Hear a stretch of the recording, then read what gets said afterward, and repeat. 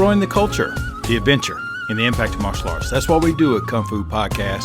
I'm your host, Sifu, T.W. Smith.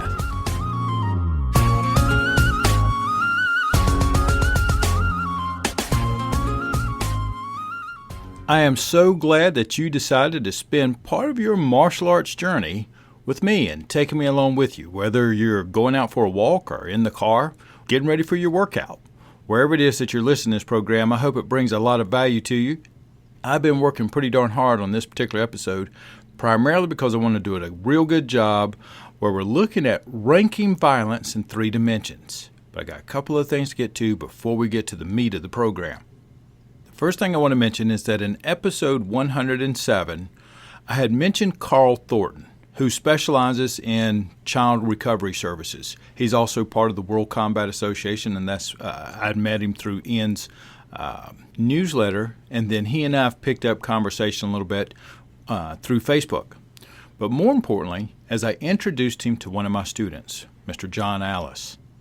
John heads up the Montagnard Refugee Assistance Program. And these people have problems that you cannot imagine that are still going on to this day. It's some of the stories John tells me sounds like something that may have happened in the 13th century.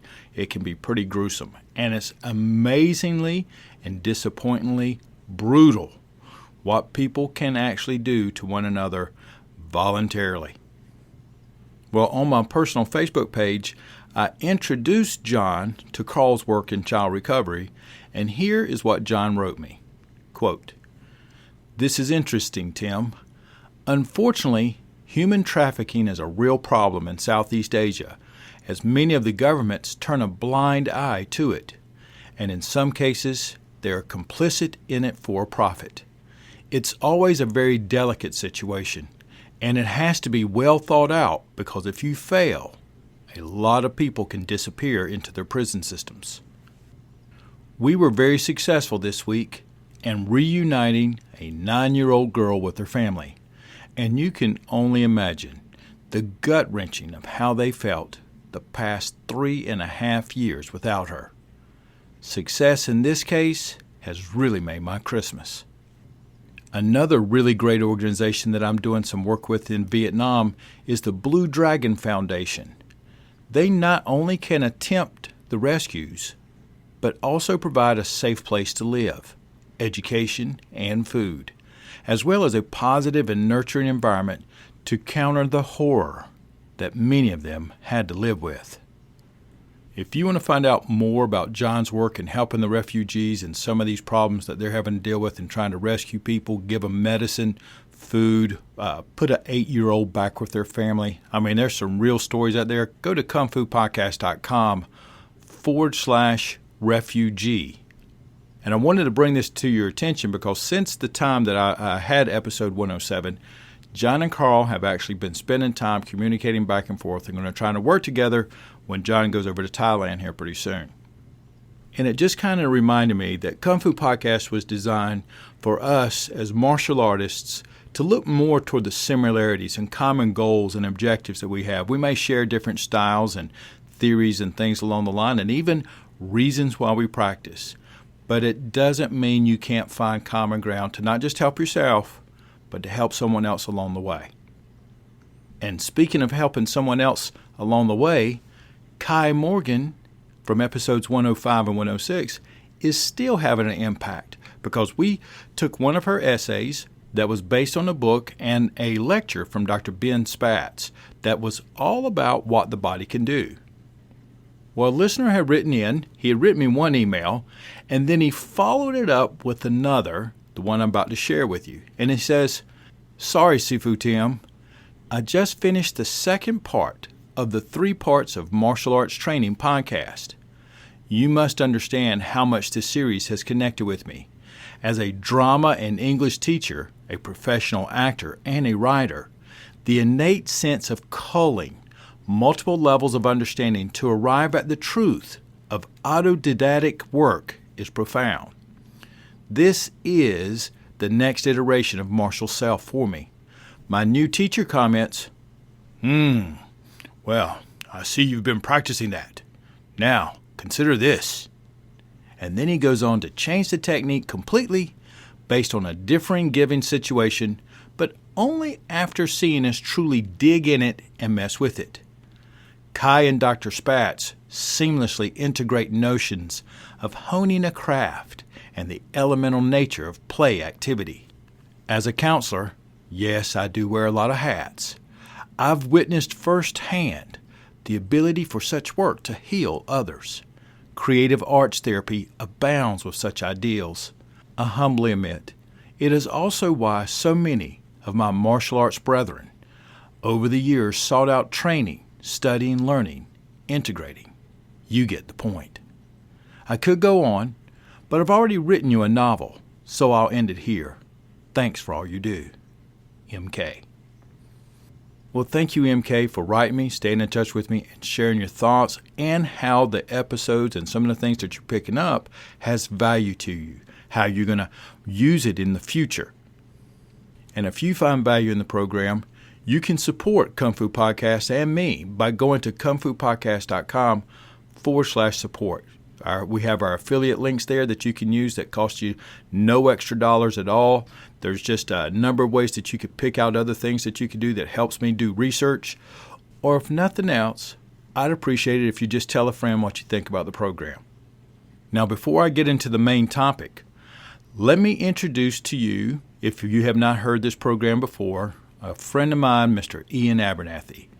Iain is across the pond, and he's a practical martial artist. You can get to his website at kungfupodcast.com/Iain. Well, Iain had posted he had jotted down some things on the forum about the thoughts on headbutting, and it did intrigue me because a lot of folks don't practice headbutting. But when I was learning martial arts, and as I'm teaching martial arts, headbutting is something that is integrated into the work. It's not necessarily a separate technique that I pull out and say, okay, you're going to throw 20 jabs and then 20 headbutts. That's not how we do it. It's basically woven into the work. So if you get too jammed up, or if you're trying to find that one extra thing that you can do, what do you have at your access when the crap starts hitting the fan? So I went on over to Iain's forum, and as usual, the folks there have sometimes various opinions, but they're always respectful in the way that they present them, and it's one of the reasons why I love going over there. But as you get ready to listen to the thoughts on headbutting, which I have titled because of some of the other research and other things I've added into it, and looking at these thoughts and taking them saying, well, these are the thoughts, but are they real? We're going to be looking at the 3 dimensions of ranking violence, because headbutting, as you're going to hear, is a violent act. But where and at what degree do you put it? You're going to hear contrasting arguments about its effectiveness, about its place, about whether or not it's tactically sound, if it's a weaker technique, if it's just a sneaky technique, or is it considered just as violent as punching someone or pulling a knife? Without further ado, let's look at ranking violence in 3 dimensions, an episode inspired by Iain Abernethy's thoughts on headbutting.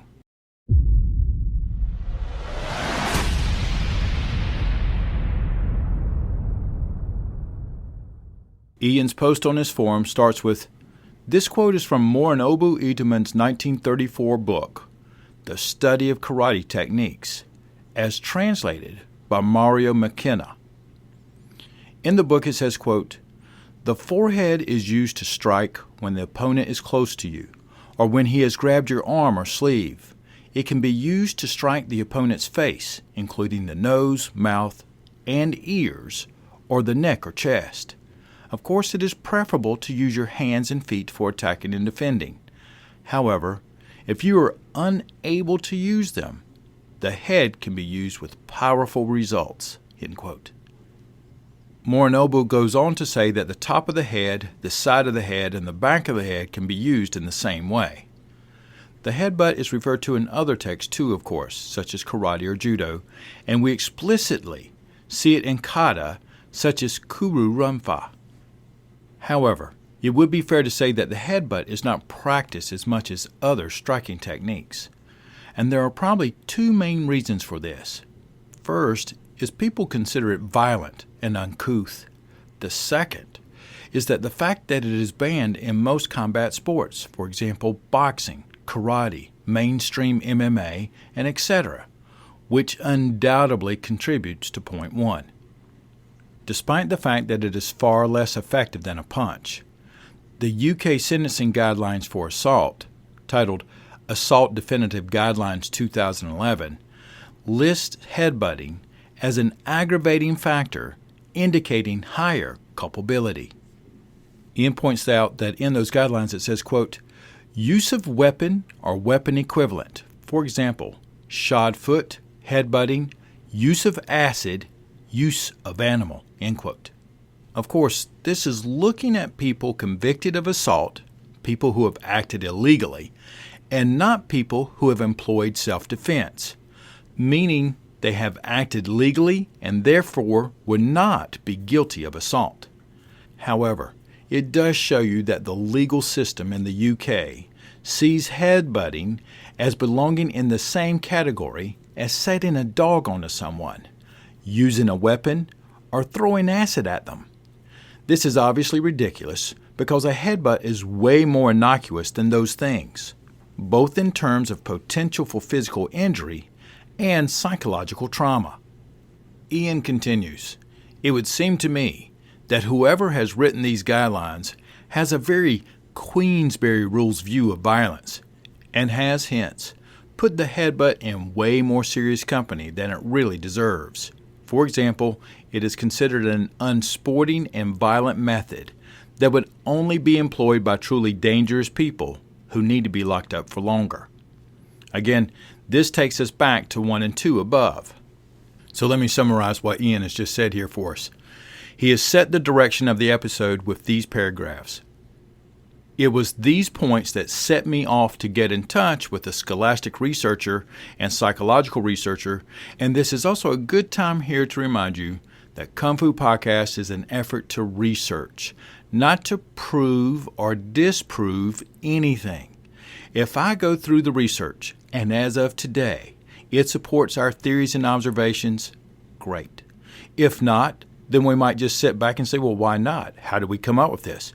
But either way, it's not about proving someone right or someone wrong. It's about doing the due diligence and finding out, is this working for us today? And this is the kind of approach you take in your martial arts training. If a technique doesn't work for you, why? Is it your approach? Is it your commitment? Is your angles? If it's not working, dig into it, because there's usually reasons why or why not it does or does not work for you. But let's consider Iain's point so far by bringing in Dr. Magda Osman. She did a massive study, 4 studies in one, and it's titled, How Many Slaps is Equivalent to One Punch? Let me say that again. How many slaps is equivalent to one punch? New approaches to assessing the relative severity of violent acts. The article was printed in the journal titled The Psychology of Violence, October 2016. Dr. Magda Osman works at the Queen Mary, University of London, in the Department of Biological and Experimental Psychology. In her objective, she says, quote, the study assesses the extent to which responses to different judgment tasks align consistently to reveal underlying rank orderings of violent acts by their level of severity. The methods, there were 4 studies performed in this one study with over 540 people. Participants were presented with a variety of tasks. The first was the ranking task, where you were supposed to report your ranking of a violent act from least to most violent. Then there was the trade-off task, which was where you were supposed to report how many of less violent acts is equivalent to one more violent act. And then the compensation task, where you were supposed to report the financial compensation needed that would exactly compensate you for being a victim of such a violent act. For these tasks, they were required to consider 8 violent acts. All right, so let me summarize here again.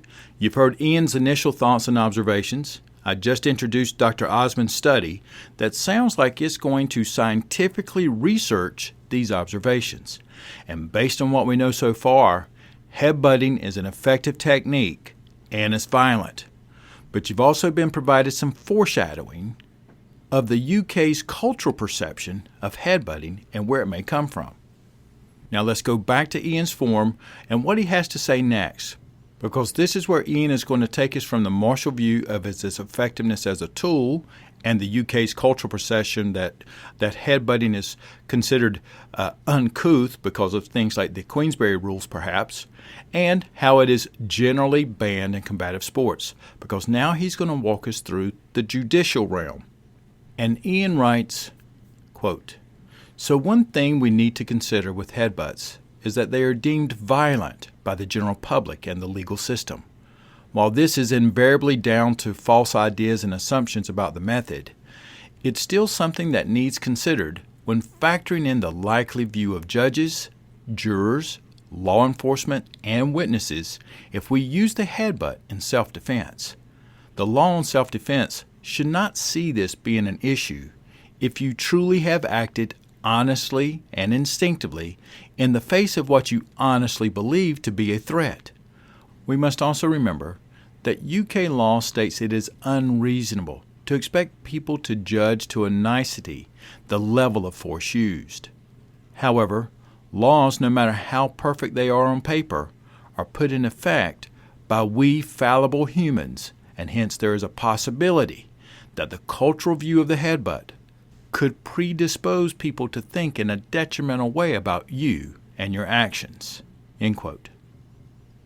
So we're going to put a bookmark in here and look at what Iain just shared with us, where we're looking at the legal system and the interfaces, because the laws, of course, are on paper, like Iain was saying, and we have people who are trying to enforce those laws. We have people who are witnessing both the actions and the violences that occurred that broke those laws. If you're ever a juror, you're going to have to listen to these things and perhaps even see videos or pictures of them. And there's all types of interfaces that human beings are going to bring their feelings to the table, and you have to be aware of it. But one of the questions that came up along the way, and it's part of what Dr. Osmond's going to be researching, is, does the legal system always represent the perception of the general public? Now, taking a prosecution's point, I could pick out a topic that happens here in the U.S. all the time, is, for example, should you be allowed to grow and use your own marijuana?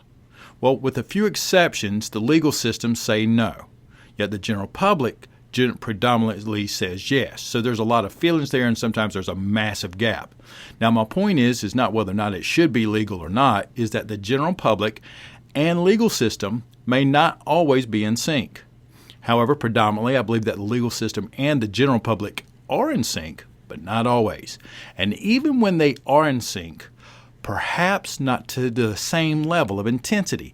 So it might be, yes, I see that being against the law, but not as much as the law says it should be considered against the law, for example, or vice versa, where you can say, no, it was just a tap, but because of the culture, it may be considered a lot more violent or a lot more aggressive than it actually was. So our feelings will interpret how these things are played out in this three-dimensional look at the ranking of violence. But the good news here is we don't have to guess. Dr. Osmond is going to test it for us.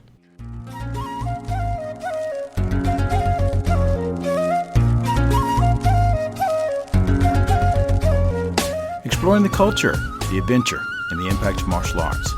Thank you so much for joining me in episode number 108, where we took Agent of Action, Iain Abernethy's post at his forum titled Thoughts on Headbutting, and put it together with the research from Dr. Magda Osmond out of the University of London. We wanted to develop a three-dimensional look at the ranking of violence. In the next episode, we're going to be taking a real detailed look at the descriptions of the studies that she puts together, the three hypotheses that she develops based on this research, and how you begin to look at the ranking of violence from a three-dimensional point of view. What are some of the problems with current tools that rank violence? And how does a layman, people like you and I interpret violence as compared to how lawmakers or law enforcement may interpret violence? Is the general public actually able to reliably interpret the severity of violence? Thank you. As always, I am genuinely grateful that you include me as part of your martial arts journey. This is Sifu T.W. Smith, and I'll be talking with you again soon.